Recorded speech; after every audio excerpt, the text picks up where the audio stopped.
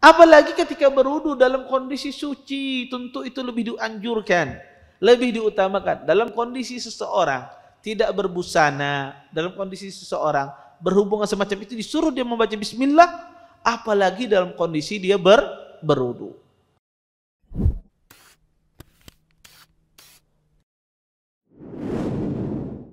Assalamualaikum warahmatullahi wabarakatuh.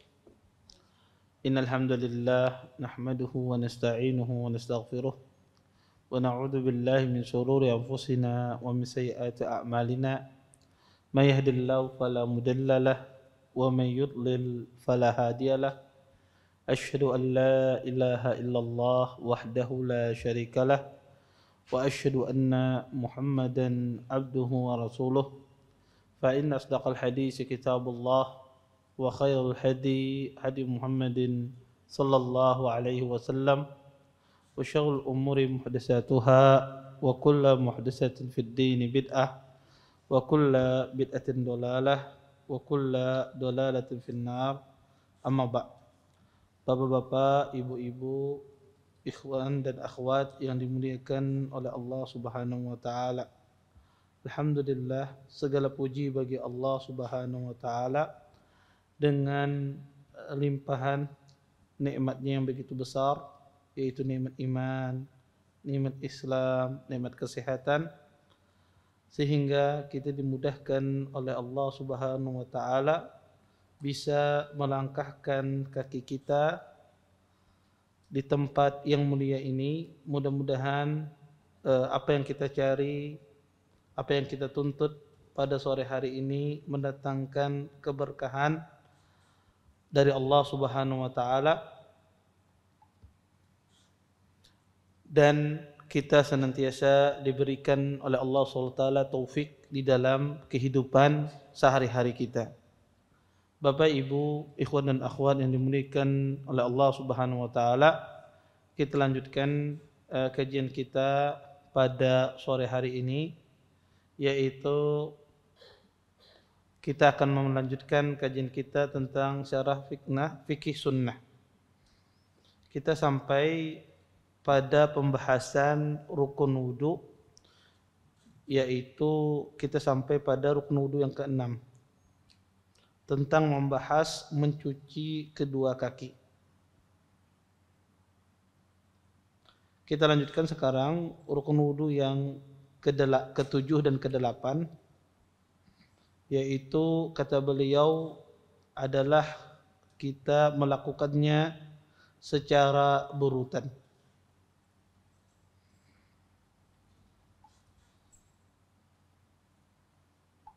Baik. Bapak, Ibu, ikhwan dan akhwat yang dimuliakan oleh Allah Subhanahu wa taala, kata beliau di sini, berwudu secara berurutan adalah wajib. Karena Allah Subhanahu wa taala menyebutkannya di dalam Al-Qur'an secara berurutan dengan memisahkan antara dua kaki dan dua tangan. Padahal keduanya wajib dicuci dengan kewajiban membasuh kepala. Pemisahan dua perkara sejenis ini menunjukkannya berwudu itu secara berurutan. Hal ini juga dikuatkan oleh tata cara wudu Nabi sallallahu alaihi wasallam yang pernah disaksikan oleh 20 orang sahabat. Mereka semuanya menyebutkan secara berurutan sesuai ayat. Hanya 2 hadis yang menerangkan bahwasanya Nabi sallallahu alaihi wasallam mendahulukan mencuci wajah daripada berkumur-kumur dan istinsyaq, tetapi kedua hadis itu adalah hadis yang lemah. Bapak, Ibu, ikhwan dan akhwat yang dimuliakan oleh Allah Subhanahu wa taala, di sini Syekh menjelaskan rukun yang ke-7 daripada rukun berwudu, yaitu berwudu itu dilakukan berurutan atau yang dikenal dengan istilah kita tertib. Berwudu itu harus tertib. Maksudnya tertib di sini apa? Tertib sesuai dengan ayat Al-Qur'an yang Allah jelaskan bagaimana tata cara berwudu. Kata Allah, ya ayyuhalladzina amanu idza qumtum ilas shalah faghsilu wujuhakum wa aydiyakum ilal marafiq wamsahu bi ru'usikum wa arjulakum ilal ka'bain. Kata Allah Subhanahu wa taala, wahai orang-orang beriman, jika kalian hendak mendirikan salat, maka basuhlah wajah kalian dan basuhlah kedua tangan kalian dan usaplah kepala kalian dan basuhlah kedua kaki kalian. Maka di sini Allah menyebutkan secara berurutan. Muka, tangan, kepala dan kaki. Dan tidak boleh seseorang itu berwudu kalau seandainya tidak berurutan. Apa hukumnya? Kalau seandainya ada di antara kita berwudu tidak berurutan. Contoh misalnya, saya membasuh muka, baru setelah itu saya membasuh kaki, kemudian saya membasuh kedua tangan dan mengusap kepala. Apa hukum wudunya? Sah apa tidak? Tidak sah. Maka wudu itu harus dengan berurutan atau tertib. Dalilnya adalah ayat tadi. Allah memerintahkan agar kita membasuhnya secara tertib. Bahkan Allah Subhanahu wa taala pisah antara membasuh tangan dengan membasuh kedua kaki dengan mengusap kepala. Padahal mengusap kepala ini lain sendiri. Yang lainnya dibasuh, kepala sendiri mengusap. Seharusnya kalau tidak berurutan maka Allah akan katakan basuhlah muka, wajah dan kaki. Baru terakhir usaplah kepala. Tetapi Allah pisahkan basuhan itu, dua basuhan dengan mengusap kepala. Ini tidak lain ingin menegaskan bahwasanya berwudu itu harus tertib. Selain itu pula Nabi SAW tidak pernah beliau tidak tertib. Nabi SAW berwudu selalu tertib, tidak pernah diriwayatkan dari hadis yang sahih Nabi SAW beliau berwudu tidak tertib. Ini menunjukkan bahwa tertib ketika berwudu itu adalah rukun. Taib. Tertib yang diminta di sini adalah tertib antara anggota wudu, bukan tertib sesama anggota. Maksudnya gimana? Tertib antara anggota wudu adalah muka, tangan, kepala dan kaki. Adapun tertib sesama anggota, yaitu tangan ini kita memiliki dua, kanan dan kiri. Maka kalau tidak tertib sama anggota, yaitu kanan dan kiri, contoh misalnya saya berwudu membasuh tangan kiri terlebih dahulu. Seharusnya kanan, tapi saya basuh kiri terlebih dahulu, baru saya basuh kanan. Sah tidak wudu saya? Sah wudunya. Kenapa? Karena yang diminta di sini adalah kita tertib di antara anggota wudu. Adapun tertib sesatu anggota yang sama tidak diharuskan tertib kanan dan kiri, tetapi hukumnya cuma sunnah. Ya, mendahulukan kanan itu sunnah. Sehingga kalau ada orang berwudu misalnya dia mendahulukan kaki kiri terlebih dahulu daripada kaki kanan. Sah tidak wudunya? Wudunya sah. Tapi kita katakan dia tidak afdal. Afdalnya adalah dia membasuh kaki kanan terlebih dahulu, baru dia kasih membasuh kaki kiri. Kemudian kata Syekh di sini, rukun yang ke-8 adalah bersambung, atau yang disebut dengan bahasa Arabnya adalah al-muwalah.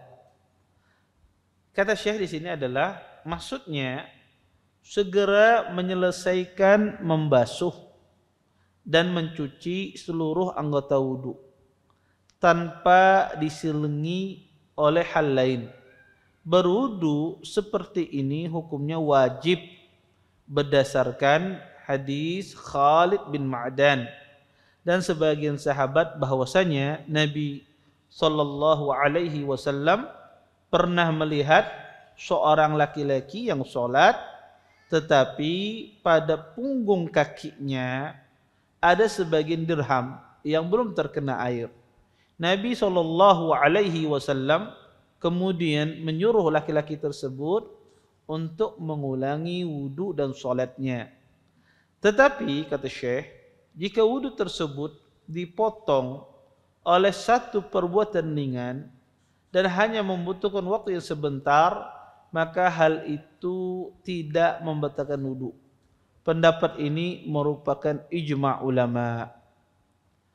Di sini rukun yang ke-8 dari rukun berwudu adalah bersambung, atau di dalam bahasa Arabnya adalah al-muwalah. Maka hukum berwudu ini, bersambung berwudu ini bagian dari rukun wudu. Bersambung ini seperti apa Ustaz? Bersambung itu artinya adalah ketika dia membasuh anggota wudu yang lain tidak terputus.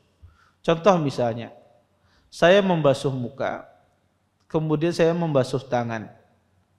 Ketika saya ingin mengusap kepala, saya ngomong, berbicara dengan orang lain. Atau ada telepon yang berdering, akhirnya saya angkat.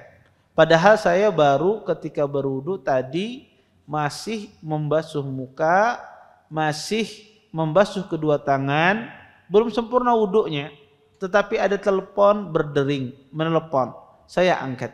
Ternyata orang tua saya jawab, ngomong panjang, ya, ngomong panjang, ya setengah jam. Maka ini ketika saya ingin meneruskan wudu saya, boleh apa tidak? Tidak boleh. Kenapa? Karena sudah terputus dengan pemutus yang lama. Maka inilah yang disebut dengan al-muwalah. Continue, satu anggota wudu yang dibasuh dengan anggota wudu yang lainnya continue. Tidak dipisah dengan pemisah yang lama. Inilah disebut dengan muwalah. Hal ini didasari dengan apa? Hal ini didasari ada seseorang pada masa Nabi SAW, seorang sahabat, beliau berwudu tetapi mata kaki beliau tidak terkena sentuhan wudu. Kemudian Nabi SAW beliau menyuruh ya sahabat yang tidak terkena kakinya ini, mata kakinya tidak terkena air wudu, kata Nabi SAW, irji wa'aidul wudu, kata Nabi SAW, kembali engkau dan ulangi wudu'mu.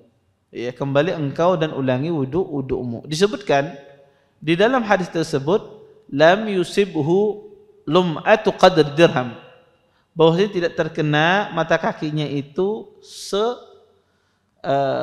selogam dirham. Artinya ada bagian kaki itu tidak terkena basuhan seukuran logam dirham.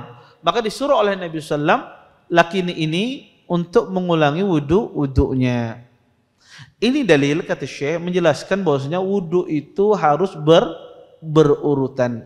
Maka tidak boleh wudu itu tidak berurutan. Taib. Adapun pemutus yang ringan, sebentar ulama sepakat itu tidak masalah wudunya. Contoh misalnya, saya berwudu, membasuh kedua tangan, ketika saya ingin mengusap kepala ada teman datang. Assalamualaikum, kata dia. Waalaikumsalam, kata saya. Gimana kabarnya? Baik. Sambari, setelah itu baru saya mengusap kepala saya. Boleh tidak? Boleh. Ini adalah pemutus yang ringan, cuma sebentar. Maka tidak perlu dia mengulangi wudunya dari awal, tinggal dia lanjutkan. Dan ulama mengasih dawabit, mengasih kaidah.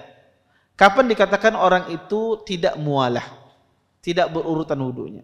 Sebagian ulama mengatakan kalau seandainya anggota wudu yang satunya sudah kering. Contoh misalnya saya ingin mengusap kepala, terputus karena ada pemutus yang lain. Ketika saya ingin usap kepala saya, ternyata tangan saya sudah kering yang saya basuh tadi. Kata para ulama, kalau tangannya sudah kering, anggota wudu sebelum sudah kering, maka ini harus diulang wudunya. Ini kaidahnya. Sebagian ulama menaruh kaidah mualah itu anggota wudunya belum kering. Kalau sudah kering anggota wudunya, maka ini tidak sah lagi dia meneruskan wudunya. Harus dia ulangi dari awal. Sebagian ulama mengatakan kaidah mualah ini, berurutan ini adalah dikembalikan kepada uruf masing-masing. Kalau urufnya itu mengatakan itu lama, maka dia harus mengulangi dari awal. Kalau urufnya itu mengatakan itu cuma sebentar, maka ini tetap dia teruskan wudunya. Uruf itu adalah kebiasaan di suatu masyarakat.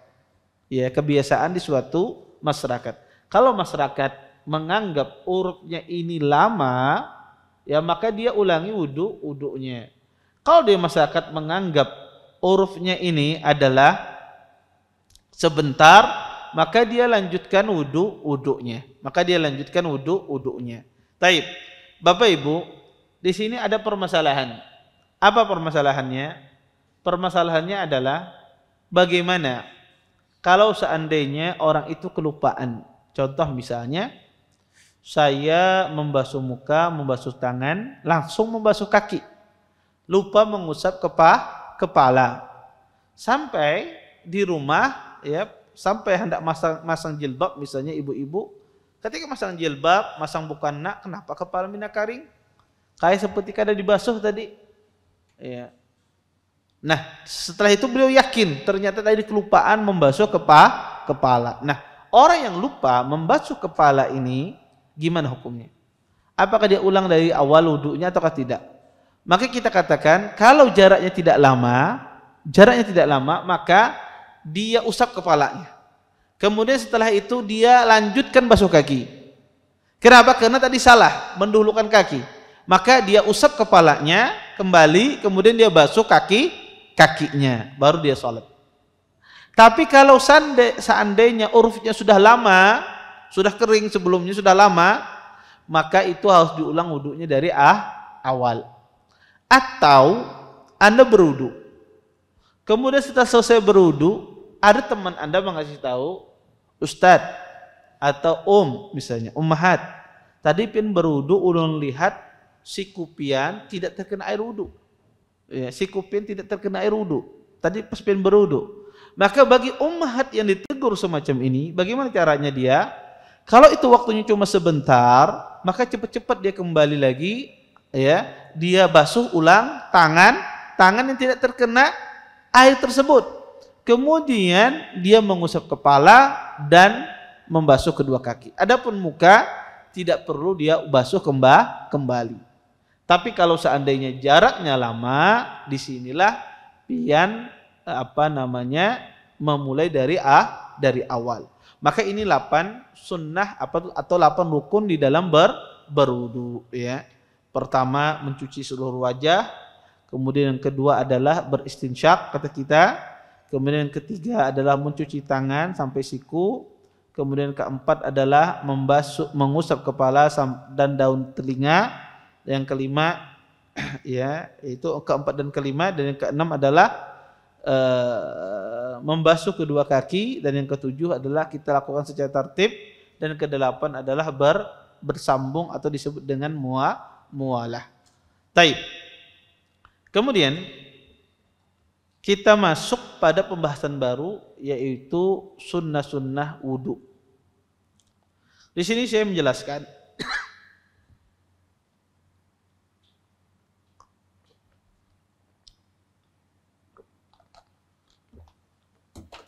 Taib. Di sini Syekh menjelaskan bahwasanya sunnah-sunnah wudu itu, kata beliau, meliputi perkataan dan perbuatan Nabi sallallahu alaihi wasallam yang berkaitan dengan wudu, tetapi tidak wajib, dan orang yang meninggalkannya tidak diingkari. Di sini Syekh menjelaskan bahwasanya sunnah-sunnah wudu. Di sini beliau menjelaskan makna sunnah. Sunnah itu kata beliau maknanya adalah dikerjakan dapat pahala, ditinggalkan tidak dapat dosa. Dan orang yang meninggalkan sunnah itu tidak boleh diingkari, ya, tidak boleh diingkari. Dan Bapak Ibu harus paham, ini sunnah pengertian para fuqaha. Jadi kalau kita membaca buku, ya, sunnah itu ada banyak pengertiannya. Sunnah itu kalau dijelaskan di dalam buku akidah, itu maknanya adalah lawannya bid'ah. Jadi kalau disebutkan sunnah di buku-buku akidah, maksudnya itu adalah lawannya bid'ah. Tidak sesuai dengan Nabi, bid'ah itu. Maka sunnah itu lawannya. Ini contoh Rasulullah SAW. Sunnah kalau disebutkan di dalam buku hadis, maksudnya adalah segala sesuatu yang disandarkan kepada Rasulullah SAW. Apa saja yang disandarkan kepada Nabi itu hukumnya sunnah. Nah, sunnah di dalam buku fikih ini yang dijelaskan oleh Syekh di sini. Dikerjakan dapat pahala, ditinggalkan tidak dapat dosa. Ditinggalkan tidak dapat dosa. Ya. Dan orang yang meninggalkan sunnah apakah perlu diingkari? Boleh diingkari? Jawabannya tidak boleh diingkari. Orang yang meninggalkan sunnah dalam artian fikih ini tidak boleh diingkari. Contoh misalnya, ada orang kada sembahyang sholat sunnah maghrib, Boleh tidak kita celah orang tersebut? Ikam ini kenapa? Kada sembahyang sholat maghrib, kada sembahyang sholat sunnah maghrib misalnya. Ikam ini sembahyang, kita mengingkari dia, mencela dia akibat dia tidak melaksanakan sholat sunnah. Kita katakan tidak boleh. Ya, karena orang yang meninggalkan sunnah, yang sifatnya sunnah itu tidak perlu diingkari. Lain halnya sunnah yang kita maksudkan, ya, dan sunnah yang sering kita sebutkan di kajian, di ceramah-ceramah kita, itu maksudnya adalah sunnah yang berdasarkan pemahaman ahlul hadis, yaitu segala sesuatu yang disandarkan kepada Nabi SAW, perbuatan Rasulullah atau perkataan Rasulullah atau perbuatan sahabat yang dikerjakan di hadapan Rasulullah Sallallahu Alaihi Wasallam. Maka inilah yang disebut dengan sunnah, dan ini yang sering disebutkan oleh para ustadz, para asatidz. Mereka menyebutkan sunnah ini pemahamannya. Maka misalnya kita katakan makan dengan tangan kanan itu hukumnya sunnah. Bukan berarti makan dengan tangan kanan ini boleh aja makan dengan tangan kiri, tidak. Ya. Tetapi maksudnya adalah inilah contoh Rasulullah. Hukumnya apa? Wajib. Hukumnya wajib, jangan salah dipahami. Misalnya kita katakan sunnah memelihara jenggot bagi kaum pria. Bukan kita katakan artinya dicukur boleh, kan sunnah aja, tidak. Dan inilah kesalahpahaman di sebagian masyarakat memahami sunnah itu sebatas makna fikih. Sehingga mereka mengatakan kenapa kita dilarang mencukur jenggot padahal sunnah saja. Kita katakan di sini bukan sunnah yang Anda pahami. Bahwasanya dikerjakan dapat pahala, ditinggalkan tidak mendapat dosa, bukan itu sunnahnya. Tetapi yang sunnah yang dimaksudkan di sini adalah perbuatan dan perkataan yang dinisbatkan kepada Nabi. Adapun melihara jenggot ini hukumnya wajib, bukan sunnah. Tetapi ini sunnah Nabi, dicontohkan oleh Rasulullah Sallallahu Alaihi Wasallam. Jadi di sini kita bisa membedakan. Ya, jadi kita bisa membedakan istilah-istilah sunnah. Nah di sini Syekh ingin menjelaskan kepada kita istilah sunnah menurut fuqaha. Ya, bahwasanya dikerjakan dapat pahala, ditinggalkan tidak mendapat dosa. Nah kata beliau, adapun sunnah-sunnah wudu itu ya, banyak. Di antaranya yang pertama membaca basmalah. Membaca basmalah itu artinya adalah mengucapkan Bismillahirrahmanirrahim. Apa hukumnya membaca basmalah ini? Kata beliau ini adalah sunnah. Kata beliau di sini ada beberapa hadis dhaif menerangkan wajibnya membaca basmalah sebelum berwudu. Tetapi kata beliau beberapa ulama mensahihkannya. Dengan demikian membaca basmalah sebelum berwudu secara umum merupakan ibadah yang baik dan dianjurkan. Maka di sini Syekh melihat bahwasanya membaca basmalah itu atau membaca bismillah itu sunnah ketika berwudu.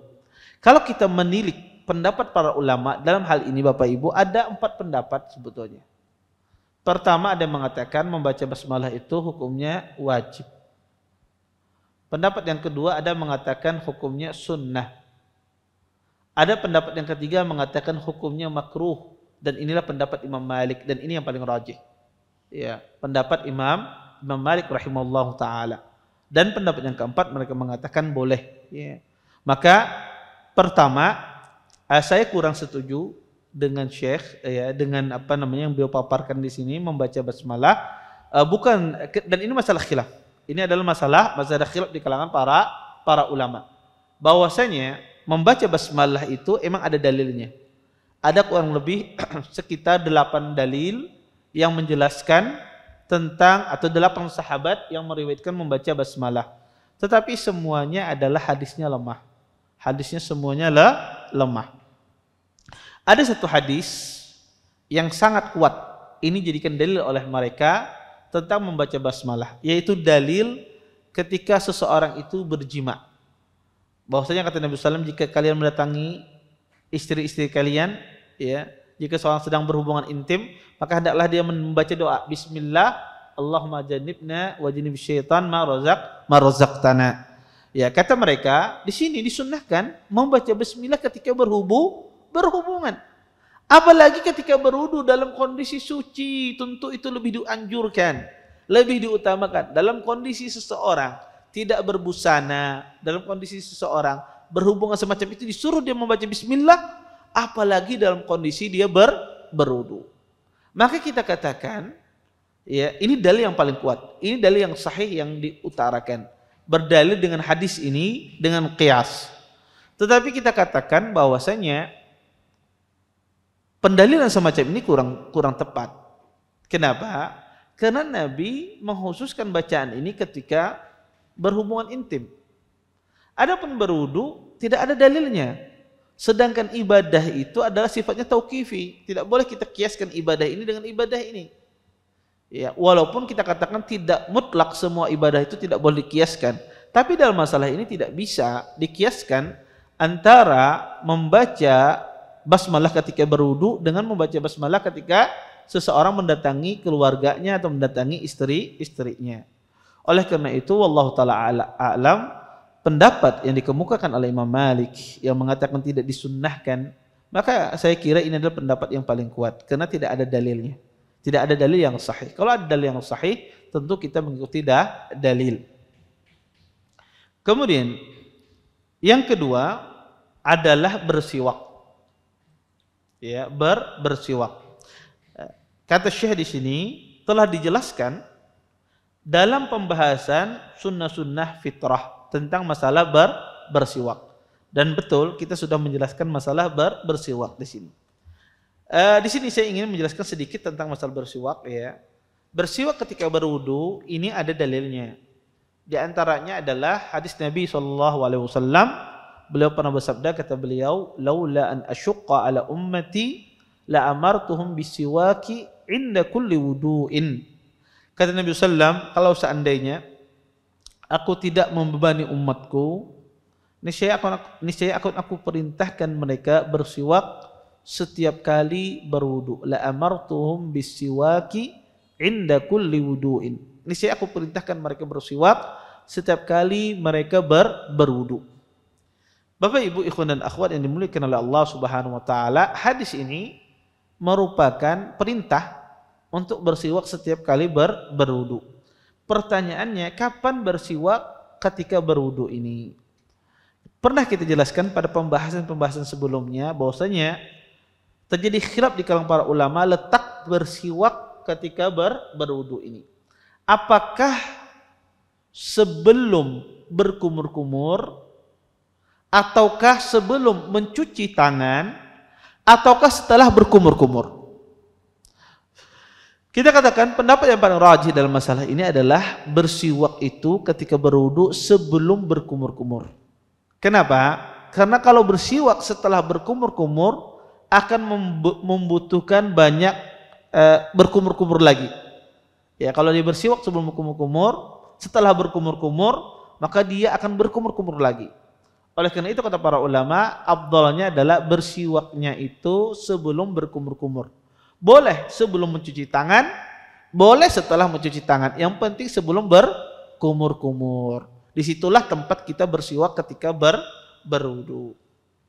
Kemudian, bagaimana kalau seandainya saya batal, Ustaz? Tadi saya berwudu untuk sholat asar misalnya. Ketika menunggu azan, ketika menunggu iqamah, batal wudu saya. Saya berwudu kembali. Ketika saya berwudu kedua di waktu sholat asar ini, apakah saya mengulangi siwaknya? Apakah cukup tadi siwak yang pertama tadi ketika di sholat asar tadi wudu pertama? Jawabannya adalah disunnahkan lagi Anda mengulangi siwaknya. Ya, disunnahkan Anda bersiwak kembali. Iya. Kemudian yang ketiga, kata beliau, di antara sunnah dalam berwudu adalah mencuci dua telapak tangan di awal wudu. Berdasarkan hadis Utsman radhiyallahu taala anhu sebelumnya yang menerangkan sifat wudu Nabi sallallahu alaihi wasallam, beliau sallallahu alaihi wasallam mengucurkan air pada kedua telapak tangannya 3 kali, kemudian mencucinya. Ya. Di sini Syekh menjelaskan bahwasanya di dalam hadis Utsman yaitu hadis Humran Maula Utsman. Di sana dijelaskan Nabi SAW sebelum beliau berwudu, beliau mencuci kedua telapak tangan beliau, mencuci kedua telapak tangan beliau. Maka mencuci kedua telapak tangan ini hukumnya sunnah. Sebelum kita berwudu, sebelum kita juga memasukkan air ke dalam bejana, maka disunnahkan seseorang mencuci kedua telapak tangannya. Taib. Kalau batal wudunya saya berwudu, baru membasuh tangan atau baru mengusap kepala, tekantut, batal wudu saya. Saya ulangi lagi. Saya mengulangi yang kedua ini, apakah perlu mencuci telapak tangan lagi? Tadi sudah saya mencuci telapak tangan. Jawabannya Bapak Ibu, kalau mengulang yang kedua, itu terjadi khilaf di kalangan para ulama. Apakah dia perlu mencuci kembali telapak tangannya? Ini dilihat. Apakah perintah mencuci telapak tangan ini bagian dari ibadah, ataukah sifatnya an-nadhafah, sifatnya bersih-bersih? Kalau seandainya yang mengatakan mencuci telapak tangan itu ilahnya untuk membersihkan tangan sebelum memasukkan tangan ke dalam bejana, otomatis mereka mengatakan tidak perlu diulangi lagi. Tidak perlu diulangi lagi. Dan tidak membutuhkan niat. Kalau seandainya itu niatnya, kalau tujuan Nabi memerintahkan untuk mencuci telapak tangan itu niatnya adalah untuk membersihkan tangan ini dari kotoran, dari najis sebelum memasukkan ke bejana, maka kata mereka kalau batal di tengah wudu tidak perlu lagi diulangi sunnah ini. Ya. Dan juga tidak perlu berniat. Berniat. Tetapi bagi yang memandang bahwasanya mencuci telapak tangan ini merupakan ibadah, perintah dari Nabi SAW, bukan karena sebab untuk mencuci tangan ini membersihkan tangan sebelum dimasukkan ke dalam bejana, bukan itu, tetapi semata-mata ini perintah dari Nabi SAW, maka mereka akan mengatakan disunnahkan setiap kali Anda batal mencuci telapak tangan Anda. Disunnahkan setiap kali Anda batal mencuci telapak tangan Anda, dan harus berniat karena dia ibadah. Karena dia adalah ibadah, ya. Dan ulama sepakat ya, mencuci ulama sepakat bahwasanya mencuci telapak tangan ini hukumnya sunnah, ya. Maka pendapat yang rajih di antara pendapat-pendapat yang ada ini adalah mencuci kedua telapak tangan ini, ya, mencuci kedua telapak tangan ketika berwudu ini hukumnya sunnah, dan mengulangi wudu ketika batal disunnahkan pula mencuci telapak tangan.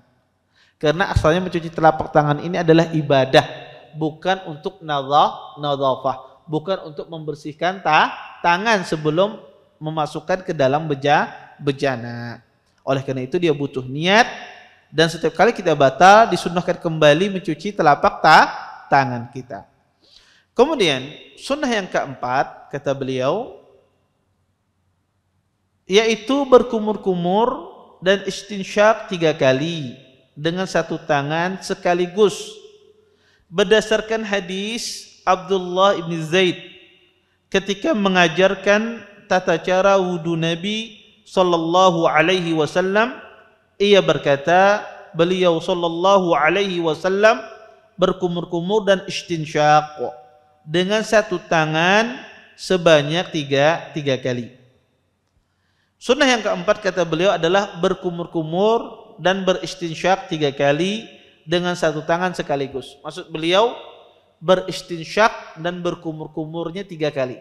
Dan kita sudah jelaskan pada pertemuan sebelumnya, yang wajib adalah apa? Beristinsyak. Adapun berkumur-kumur tidak wajib dan sunnah. Nah, berkumur-kumur dan istinsyak ini kata beliau sunnahnya apa? 3 kali. Sunnahnya 3 kali dari satu tangan. Dari satu tangan, yaitu ghurfatan wahidah. Para ulama berselisih, apa ini maksud dengan ghurfah wahidah satu tangan? Bagaimana tata caranya? Sebagian ulama mengatakan Anda mengambil air, ya, Anda mengambil air, kemudian Anda langsung sekaligus berkumur-kumur, beristinsyak. Ambil lagi air, berkumur-kumur, beristinsyak. Ambil lagi air, berkumur-kumur dan beristinsyak. Semacam itu 3 kali. Ini sifat yang pertama. Sifat yang kedua adalah seseorang mengambil air yang ada di tangannya, kemudian dia berkumur-kumur, kemudian istinsyak, ya, berkumur-kumur dan istinsyak, kemudian dia keluarkan dan mengambil air lagi yang ada di tangannya, berkumur-kumur dan istinsyak, ya, kemudian sampai 3 kali. Tidak mengambil lagi air yang baru, yang ada di tangan aja digunakan. Jadi dia berkumur-kumur dan istinsyak, dia buang, kemudian dia berkumur-kumur dan istinsyak, dia buang, dan airnya masih ada di tangannya. Kalau yang pertama tadi dia berkumur-kumur dan beristinsyak, kemudian dia ngambil air lagi, berkumur-kumur dan beristinsyak, kemudian mengambil air lagi, berkumur-kumur dan beristinsyak. Kalau yang kedua ini sifatnya tidak. Airnya ditampung di tangannya, kemudian dia berkumur-kumur dan beristinsyak, kemudian sampai 3 kali menggunakan air yang ada di tangannya tersebut. Ya. Adapun sifat yang ketiga adalah dia berkumur-kumur dulu 3 kali dari satu tangan, dari satu tangan, tanpa mengambil air baru. Dia berkumur-kumur 3 kali, baru dia istinsyak 3 kali dari satu tangan tanpa mengambil air yang baru. Tanpa mengambil air yang baru. Ini ada 3 cara pemahaman. Makna dari hadis Nabi Sallam, sahabat menceritakan bahwasanya Nabi Sallam berkumur-kumur dan beristinsyak dari satu tangan. Nah, satu tangan ini seperti apa sifatnya? Ada yang menjelaskan para ulama bahwasanya dia mengambil air, kemudian dia berkumur-kumur, beristinsyak, ambil lagi air di keran atau di ember, berkumur-kumur dan beristinsyak sekaligus satu tangan sampai 3 kali. Sampai 3 kali. Ini penafsiran yang pertama. Kata Imam Nawawi, penafsiran yang pertama inilah penafsiran yang paling kuat. Penafsiran yang pertama inilah penafsiran yang paling kuat. Ini maksud dengan ghurfah wahidah. Sebagian ulama menafsirkan yang kedua, yaitu beristinsyak dengan satu tangan itu, beristinsyak, kemudian berkumur-kumur, masih dengan tangan yang sama. Dan ini susah. Dan ini sangat susah sekali. Seseorang berkumur-kumur dan istinsyak dengan satu tangan menggunakan air yang ada di sisa, dan ini sangat susah. Ya. Adapun yang ketiga lebih ringan, dia berkumur-kumur dulu, ya. Kemudian setelah itu dia beristinsyak 3 kali. Ya. Maka ini lebih ringan daripada yang pertama. Tetapi yang pertama itulah yang benar. Dan ulama sepakat bahwasanya ya, membasuh atau beristinsyak dengan satu tangan ini atau berkumur-kumur dan istinsyak dengan satu tangan ini hukumnya adalah sunnah.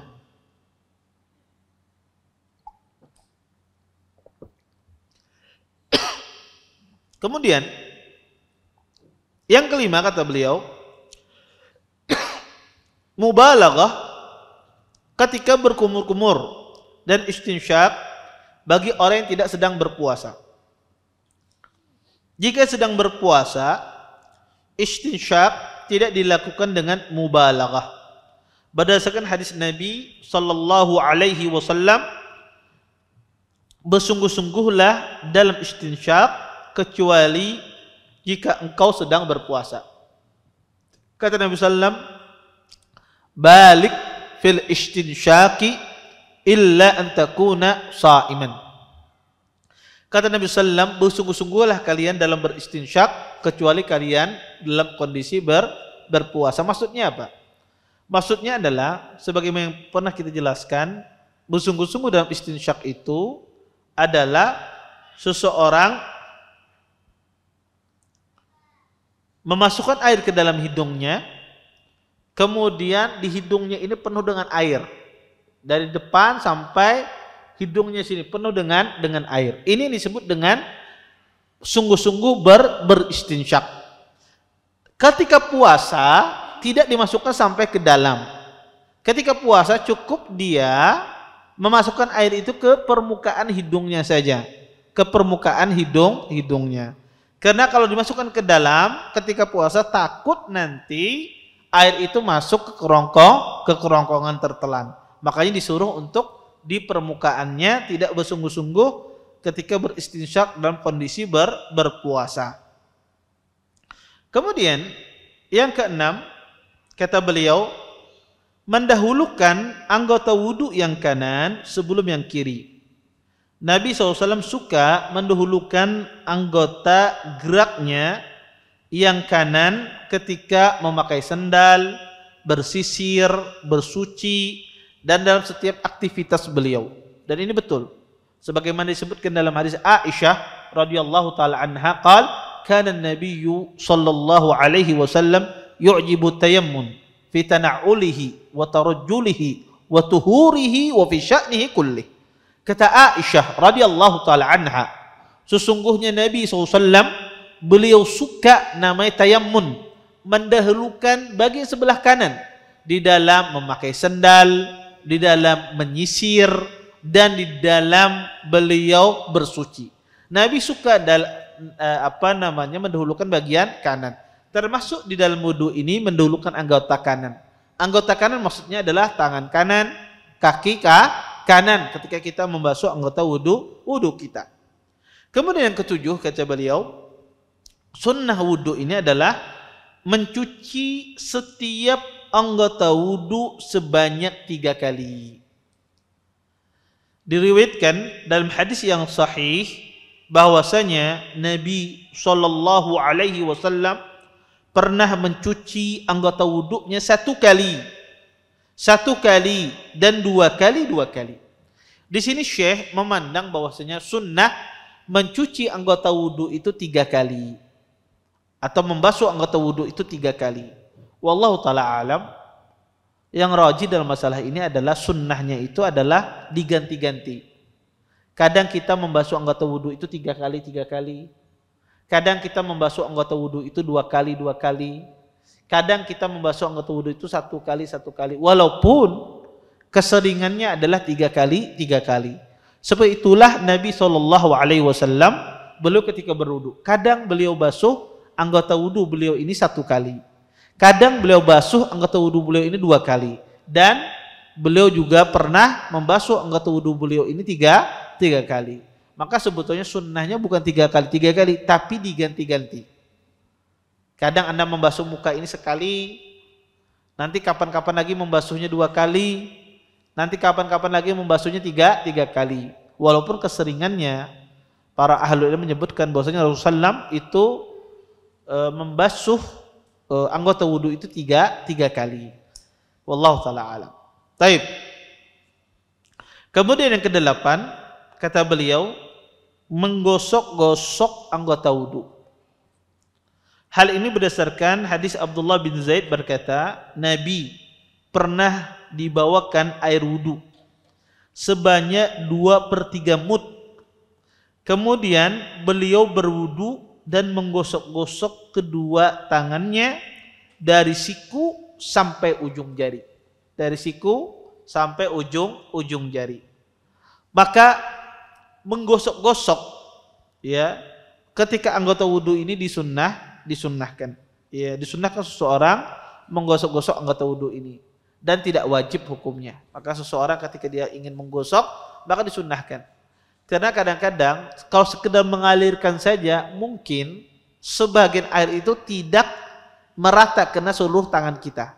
Harus adanya kita menggosok untuk mengalirkan air tersebut merata ke seluruh anggota tangan kita, wajah kita, atau kaki kita. Ya. Kemudian yang ke-9, kata Syekh di sini adalah menyela-nyela jari kaki dan tangan. Menyela-nyela jari kaki dan tangan. Rasulullah sallallahu alaihi wasallam bersabda, "Asbighil wudu'a wa khallil bainal asabi' wa balik fil istinsyaqi illa an takuna sha'ima." Kata Nabi sallallahu alaihi wasallam, sempurnakanlah wudu, bersihkanlah sela-sela jari, hiruplah lebih dalam ketika beristinsyak, kecuali jika engkau sedang berpuasa. Hadis ini hadis yang sahih. Ya. Hadis ini dikeluarkan oleh Imam Abi Dawud. Hadis ini menjelaskan kepada kita tentang masalah disunnahkan untuk menyela-nyela jari, baik itu jari tangan atau jari kaki ketika berwudu di sela-sela. Ya, ini cara menyela-nyela. Ini namanya menyela-nyela. Semacam ini di sela-sela. Ini disebut dengan menyela-nyela jari dan disunnahkan ketika berwudu seseorang menyela-nyela jari tangannya. Kemudian yang ke-10 kata beliau, di antara sunnah berwudu adalah melebihkan siraman air ke anggota wudu. Kata beliau, disunnahkan melebihkan basuhan dari kadar yang diwajibkan ketika mencuci anggota wudu. Misalnya, tidak hanya mencuci wajah saja, tetapi melebihkannya dengan mencuci sedikit ubun-ubun. Sunnah ini lebih dikenal dengan istilah italah al-ghurrah. Demikian juga ketika mencuci tangan sampai siku dan kaki, sampai mata kaki, ditambah dengan menyiram sedikit di atas siku dan mata kaki. Sunnah ini lebih dikenal dengan istilah italah at-tahjil. Sunnah dalam wudu ini disandarkan kepada hadis Abu Hurairah radhiyallahu taala anhu.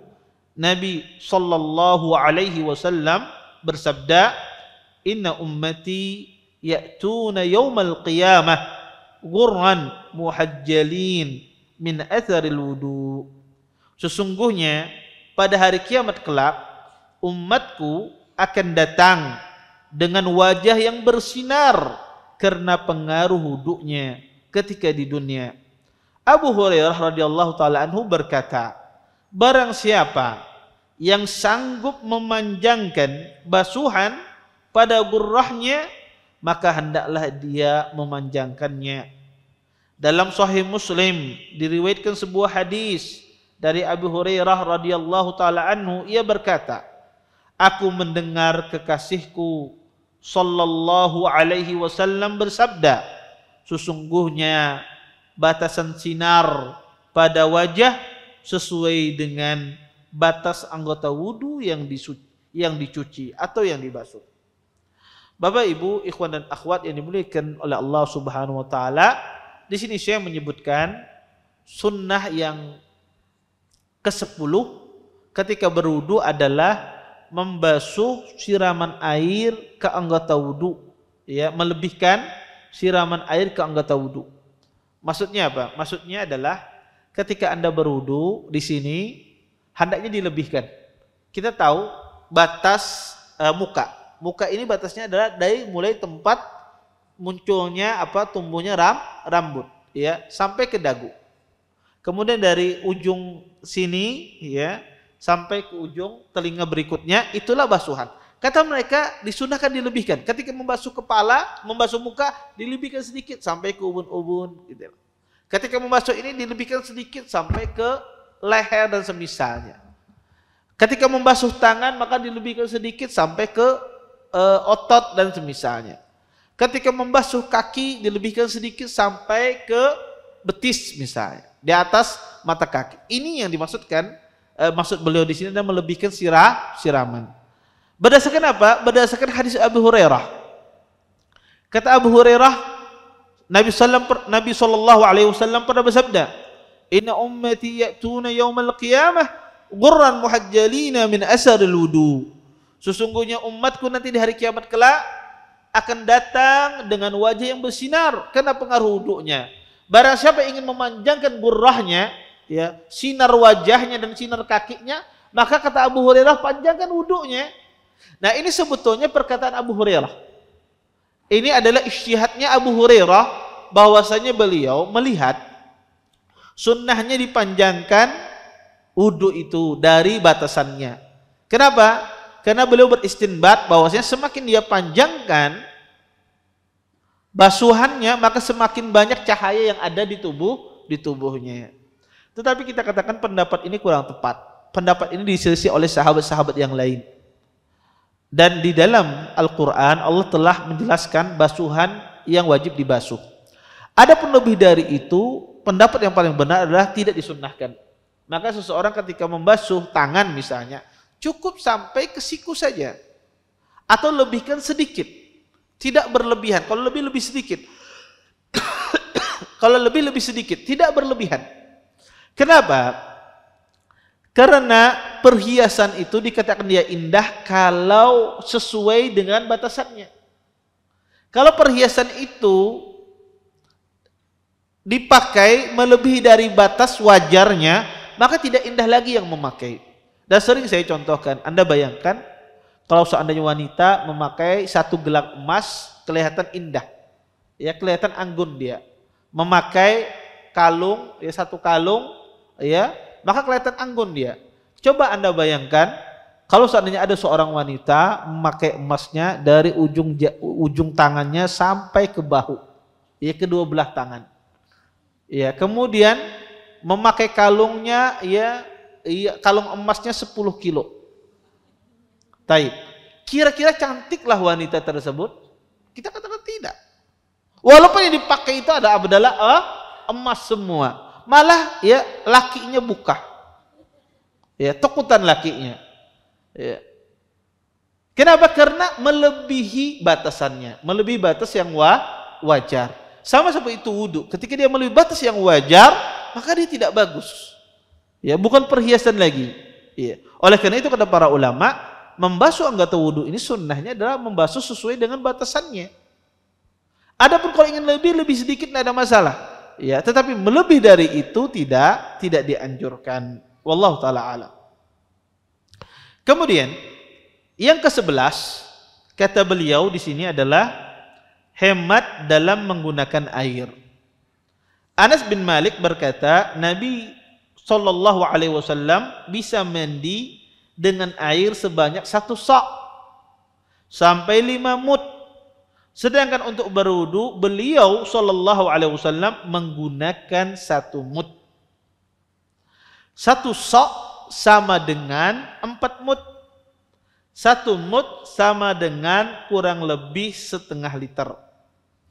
Di sini Syekh menjelaskan sunnah wudu yang ke-11 adalah menghemat air. Menghemat air. Taib. Menghemat menggunakan air ini apa dalilnya? Dalilnya adalah hadis Nabi SAW. Nabi SAW beliau pernah berwudu kata sahabat, karena Nabi SAW yatawaddau bil mud wa yaghtasilu bis sa'. Kata sahabat, kata Anas, Nabi SAW pernah berwudu 1 mud dan beliau mandi dengan satu sa'. 1 mud kata Syekh tadi kurang lebih setengah liter. Ini 1 mud. Anda ambil dengan tangan Anda ini satu mud. Maka Nabi berwudu dengan 1 mud ini saja. Berwudu dengan satu mud. Taib. Apakah disunnahkan kita berwudu dengan 1 mud? 1 mud itu sunnah kita berwudu? Tidak. Maka keliru kadang-kadang sebagian orang mengatakan sunnah berwudu dengan setengah gelas ini. Iya, ini keliru. Bukan masalah setengah gelasnya, tetapi yang sunnah berwudu itu adalah mengirit airnya. Adapun setengah gelas ini bisa jadi pada sebagian orang itu bisa berwudu dengan setengah gelas, dan bisa jadi sebagian orang tidak bisa. Apalagi orangnya gemuk, badannya lebar, rambutnya panjang, ya, maka tidak cukup dia setengah gelas kadang-kadang. Ya. Maka adapun orang yang kurus kecil misalnya, bisa dia mungkin cukup setengah gelas. Ya. Maka yang dilihat di sini bukan 1 mudnya, 1 sa'-nya, tapi yang dilihat di sini adalah mengirit airnya. Yang penting jangan berlebihan. Boleh dia berwudu lebih dari 1 mud, boleh. Ya, tergantung orangnya. Yang diminta adalah tidak berlebihan ketika dia itu berwudu. Maka yang dilarang ketika seseorang berwudu itu adalah dia berlebih-lebihan di dalam berwudu. Sehingga tidak adil kita. Kalau kita katakan setengah gelas ini sunnahnya, maka kasihan orang yang gemuk, ya, orang yang besar badannya, yang tinggi badannya, ya, yang lebar badannya, bidang, rambutnya panjang, kasihan. Dengan dibandingkan dengan orang kecil badannya kurus krempeng misalnya, ya, kemudian dia bisa berwudu dengan hal tersebut, tetapi orang yang besar tidak bisa. Maka intinya adalah dilihat, ya, hematnya, bukan dilihat berapa mudnya. Kemudian Yang ke-12 kata Syekh di sini, berdoa setelah berwudu. Ya. Di sini Syekh membawakan hadis ya bahwasanya berdoa setelah berwudu yaitu asyhadu an la ilaha illallah wahdahu la syarikalah wa asyhadu anna Muhammadan abduhu wa rasuluh. Dalam sebagian riwayat disebutkan doanya adalah asyhadu an la ilaha illallah wa anna Muhammadan abdullahi wa rasuluh. Doa ini ada disunnahkan ketika kita berwudu. Kemudian ada beberapa riwayat dengan tambahan Allahumma ja'alni minat tawwabin wa ja'alni minal mutatahhirin. Tambahan ini tidak sahih. Anda cukupkan asyhadu an la ilaha illallah wa anna Muhammadan abdullahi wa rasuluh. Cukupkan sampai di sana.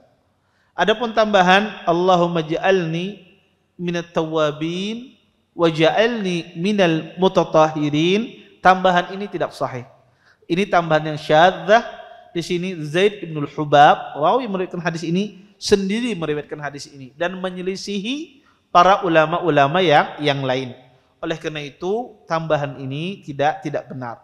Kemudian di dalam sebagian riwayat juga disebutkan ketika kita membaca doa ini asyhadu an la ilaha illallah ini disuruh kita menghadap ke arah langit. Ya, menatap ke arah langit. Ini juga tidak benar.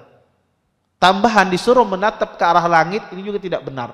Ya, maka ini juga tambahan yang mungkar. Tidak ada dalam hadis tersebut kita menghadap ke arah langit. Ya, tambahan menghadap ke arah langit ini juga tambahan yang mungkar.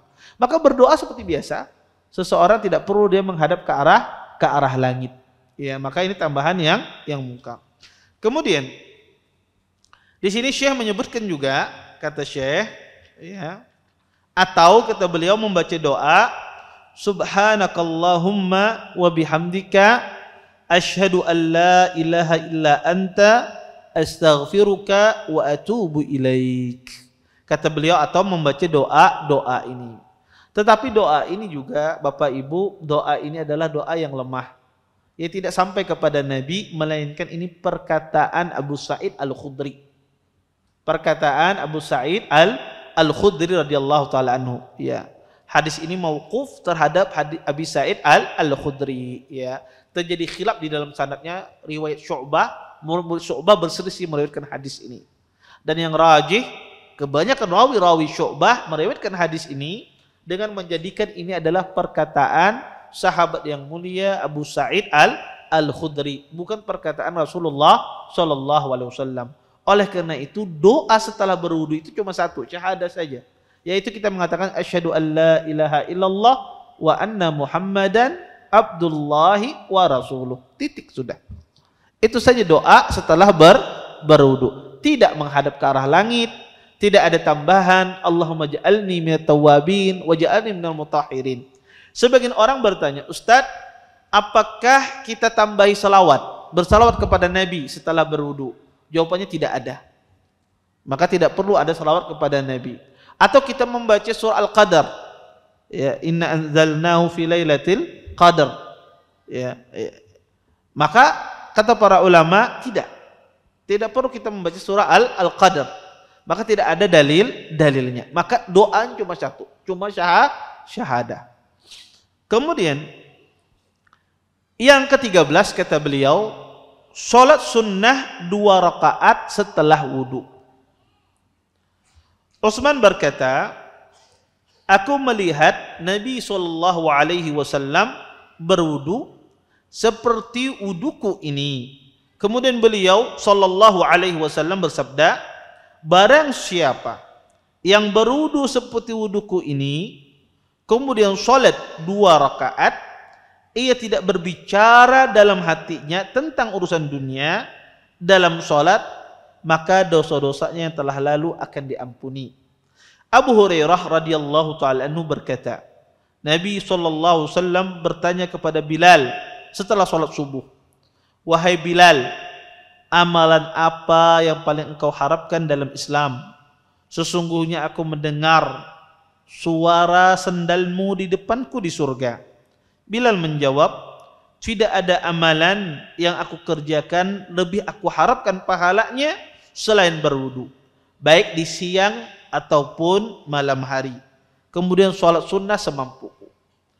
Bapak Ibu ikhwan dan akhwat yang dimuliakan oleh Allah Subhanahu wa taala, maka disunnahkan kita setelah berwudu ini untuk sholat sunnah, sunnatul wudu. Tetapi perlu dipahami, sholat sunnatul wudu ini sebetulnya dia sudah terwakili kalau seandainya Anda berbarengan dengan sholat sunnah rawatib.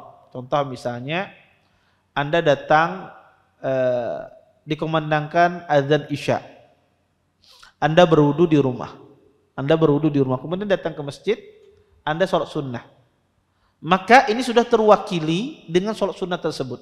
Masuk di dalamnya sholat tahiyatul masjid, masuk di dalamnya adalah sholat sunnatul wudu. Maka ketika Anda berwudu dan sholat sunnah sebelum sholat wajib, sholat sunnah rawatib, maka itu sudah terwakili. Sehingga tidak perlu lagi sholat sunnatul wudu, kemudian sholat sunnah rawatib, dan semisalnya dipisah. Maka itu sudah terwakili. Jadi sholat sunnatul wudu itu adalah sholat apa saja yang dikerjakan 2 rakaat setelah berwudu. Baik itu sholat sunnah rawatib, Anda kerjakan setelah berwudu, maka masuk di dalamnya adalah sholat sunnatul wudu. Oleh karena itu, sunnatul wudu ini terwakili dengan sholat sunnah rawatib. Dengan sholat sunnah rawatib. Kecuali Anda tidak mengerjakan sholat sunnah rawatib. Di siang-siang hari Anda berwudu, ingin berwudu, nah di situ Anda sholat. Di situ Anda sholat karena tidak terwakili dengan sholat sunnah yang lain.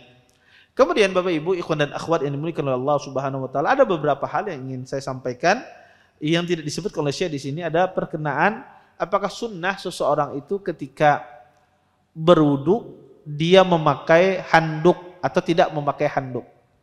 Ya, apakah dia membiarkan air tersebut mengering dengan sendirinya ataukah dia lap dengan handuk. Terjadi khilaf di kalangan para ulama dalam masalah ini. Sebagian ahli ilmu melihat bahwa sunnahnya seseorang itu ketika berwudu membiarkan wudu itu kering dengan sendirinya. Dalilnya apa? Adalah hadis Maimunah. Ya, Maimunah radhiyallahu taala anha, beliau mendatangkan kepada Nabi SAW semacam kain, handuk. Kata Maimunah, fa'ataitu biharqatin falam yaruddaha. Kata Maimunah, saya datang dengan membawa anduk, Nabi SAW tidak mengambilnya. Maka berdasarkan ini sebagian ulama mengatakan bahwasanya sunnah ketika berwudu itu tidak memakai handuk, tidak dilap. Tetapi yang benar adalah tidak ada sunnahnya dalam masalah ini. Pian memakai handuk, kada memakai handuk, pian lap, kada apa-apa. Ini sifatnya mubah saja. Adapun kasus ini tidak bisa dikiaskan dalam masalah berwudu. Karena ada sebab kenapa Nabi SAW tidak mengambil anduk yang dibawakan oleh Maimunah ketika beliau mandi wajib. Oleh karena itu, sunnahnya ketika berwudu ini, setelah selesai berwudu ini, boleh kita lap, boleh juga tidak. Boleh Anda lap dengan anduk bekas air wudu tersebut, boleh juga Anda keringkan dengan sendirinya. Tidak ada sunnah di dalam masalah ini. Sehingga ada sebagian orang itu menganggap mengeringkan dengan sendirinya itu adalah sunnah. Ini juga tidak. Ya, kenapa? Karena tidak ada dalil. Maka kalau tidak ada dalil, maka diberikan pilihan bebas. Silahkan dia mau mengeringkan dengan anduk atau mengeringkan dengan sendiri. Kedua-duanya dibenarkan. Wallahu ta'ala alam. Taib. Mungkin ini saja yang dapat kita sampaikan. Ya, mudah-mudahan bermanfaat dari apa yang ulun sampaikan tadi. Ya, insya Allah nanti kita masuk minggu depan hal-hal yang membatalkan wudu dan hal-hal yang tidak membatalkan wudu. Taib. Kita sebelum kita tutup, kita lanjutkan beberapa pertanyaan yang masuk.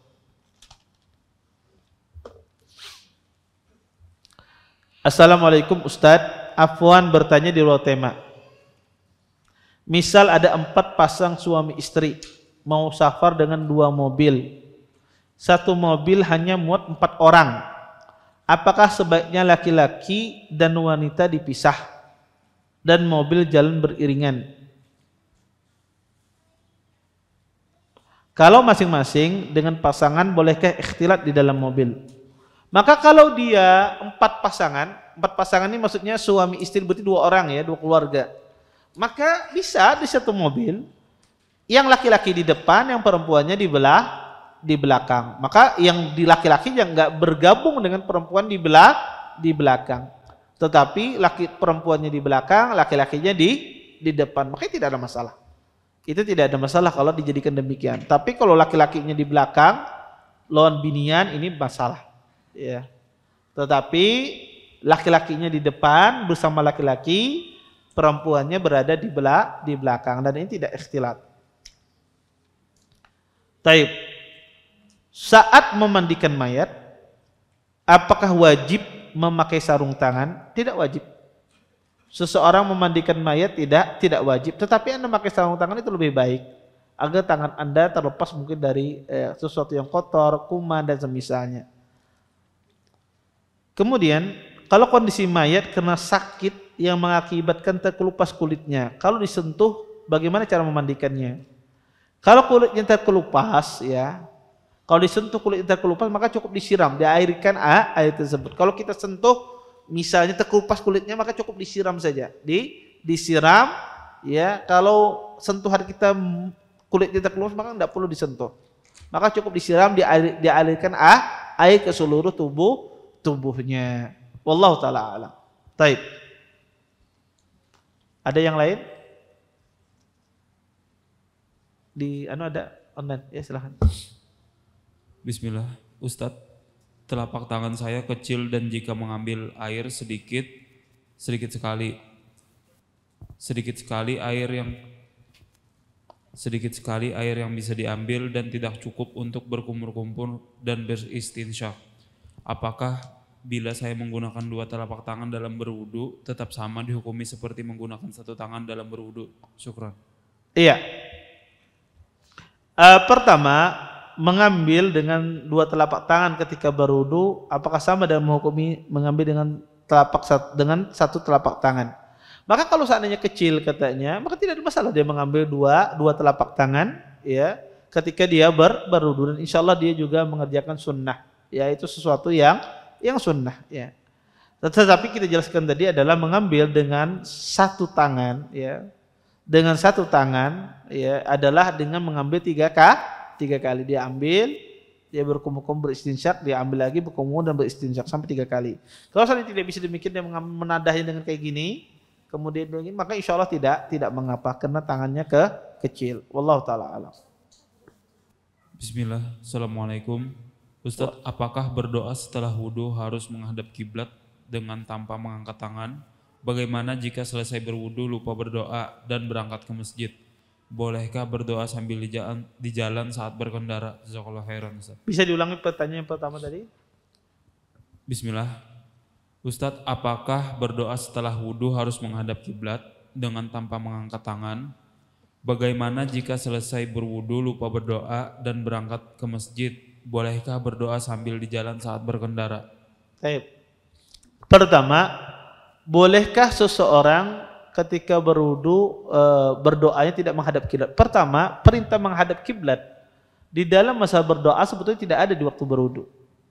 Ya, tidak ada perintah, ya, menghadap kiblat. Tapi para ulama mengatakan berdoa itu adabnya adalah menghadap kiblat. Tapi sebetulnya ini juga tidak ada dalilnya sebetulnya. Tidak ada dalilnya perintah berdoa. Tetapi lebih baik kalau seandainya dia menghadap kiblat.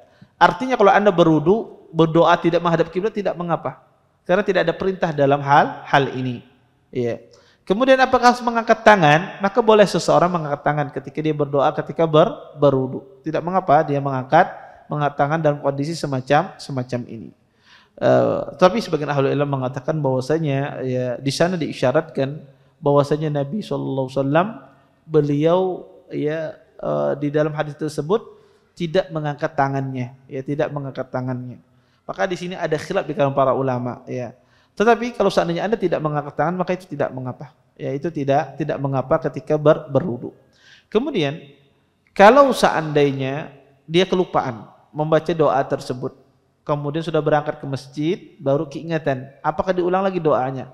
Maka kalau sudah lewat dari berwudu, ya, jaraknya lama, maka tidak perlu lagi. Kenapa? Karena sudah hilang waktu untuk membaca doa tersebut. Sudah hilang waktu membaca doa tersebut. Maka tidak perlu lagi Anda ulangi atau Anda baca doa tersebut ketika Anda pergi ke masjid. Maka tempat membaca doa berwudu itu setelah berwudu. Kalau waktunya sudah lewat, ya sudah selesai berwudu, melakukan ini baru ingat, maka tidak perlu lagi Anda ulang membaca doa tersebut. Wallahu taala alam. Habis. Taib. Ibu-ibu ada pertanyaan? Kalau nggak ada kita tutup.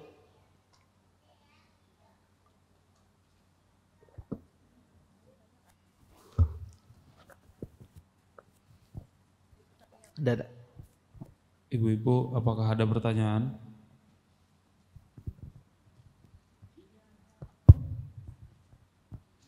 Assalamualaikum Ustadz. Waalaikumsalam. Bertanya, ketika kita selesai wudhu, kemudian salat rawatib, itu kan sudah terwakili salat wudhunya. Apakah itu memerlukan niat Ustadz? Iya. Atau cukup niat untuk salat rawatib aja? Iya. Jazakallahu khairan Ustadz. Jazakallahu khairan. Tidak memerlukan niat. Cukup ketika Anda sholat sunnah rawatib itu sudah masuk di dalamnya sholat sunnatul wudu. Maka tidak perlu Anda mengkhususkan menggabungkan niat sholat sunnatul wudu dengan sholat sunnah rawatib. Maka cukup Anda berniat sholat sunnah rawatib, masuk di dalamnya adalah sholat sunnatul wudu. Ya, karena sholat sunnatul wudu itu adalah sholat apa saja yang dikerjakan setelah berwudu, termasuk di dalamnya adalah sunnah rawatib. Ketika Anda mengerjakan sholat sunnah rawatib, otomatis dia langsung masuk di sana. Ya, tanpa kita mengkhususkan menggabungkan niat antara sholat sunnah rawatib dengan sholat sunnatul wudu. Wallahu ta'ala a'lam. Baik. Ada lagi? Cukup?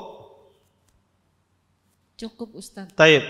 Kita tutup dengan doa kafaratul majelis. Subhanakallahumma wa bihamdika asyhadu an la ilaha illa anta astaghfiruka wa atubu ilaik. Assalamualaikum warahmatullahi wabarakatuh. Terima kasih. Jazakumullah khairan wa barakallahu fikum. Video ini dibuat atas partisipasi dari donasi Anda. Semoga menjadi amal jariah bagi Anda semuanya.